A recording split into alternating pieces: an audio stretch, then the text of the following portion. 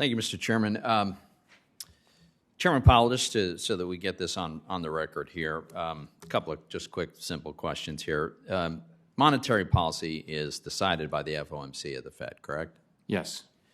And there are 12 seats on the FOMC, of which 9 are currently filled, correct?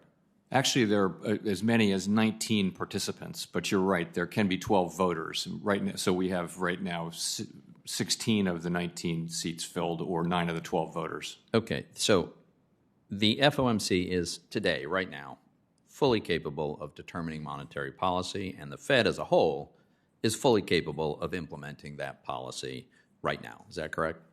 Yes, we will do our jobs. Okay.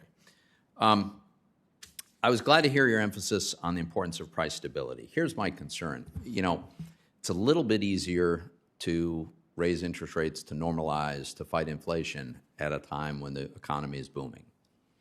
What I'm a little bit worried about, and I fully acknowledge nobody knows how this is going to play out, but I think it's fair to say that this war has changed the risk profile a little bit with respect to inflation, as you just alluded to. There's certainly some upward pressure on energy and maybe beyond. And all else being equal, it probably increases the risk that we'll be looking at downward revisions in growth. Nothing certain about that, but the risk is higher.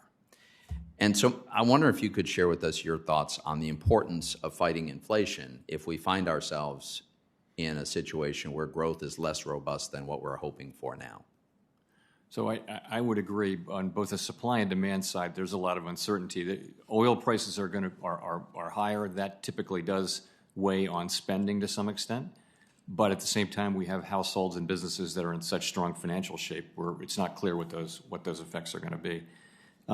So as I mentioned yesterday, I do think that it's going to be appropriate for us to continue to proceed along the lines that we had in mind before the Ukraine invasion happened, and that was to raise interest rates at the March meeting and to continue through the course of the year based on incoming data and the evolving outlook to engage in a series of rates. I would say in this very sensitive time at the moment, I think it's appropriate for us to be careful in the way we conduct policy simply because things are so uncertain and we don't want to add to that uncertainty, but that's where it leaves me. I just hope that that the actual practice going forward at the Fed is consistent with what I think you were alluding to earlier, and that is the need for price stability as a precondition for maximizing the well-being of American workers. If we're in a world where we don't have price stability, they don't have job security, they don't have income security. It's just so important. I sure hope that we exceed all of our expectations about growth this year, but I don't know that.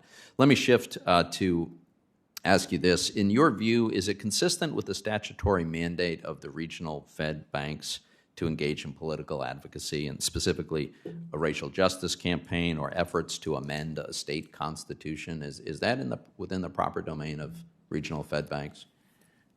So, as we've discussed, the reserve banks have generally had and exercised a degree of freedom of oversight from the Board of Governors, in their research activities, in their policy thinking activities. And that has always been thought to be a benefit, including by me, because it avoids the kind of groupthink you could get if you had one economic staff in one building and that's where all the governors were. So it's been a feature rather than a bug of the system for a long time. I would echo, though, I strongly share the view that everything we do in the system needs to be clearly linked in ways that people understand to our mandate, and that is one of the very most important underpinnings of our independence. If we're not doing that, then the case for our independence immediately becomes weaker. So, and I don't think anybody can make the case that amending a state constitution with respect to how a state pays for primary and secondary education has anything to do with that mandate. Let me ask you the last question. The Fed has embraced the idea of requiring climate scenario analyses for banks, and the justification is this is an important way for banks to understand the nature of the risk that they face. Whatever one thinks of that, Is it your view that among the Fed's responsibilities is to determine the pace at which the American economy transitions to a lower carbon economy? No. Okay, thank you.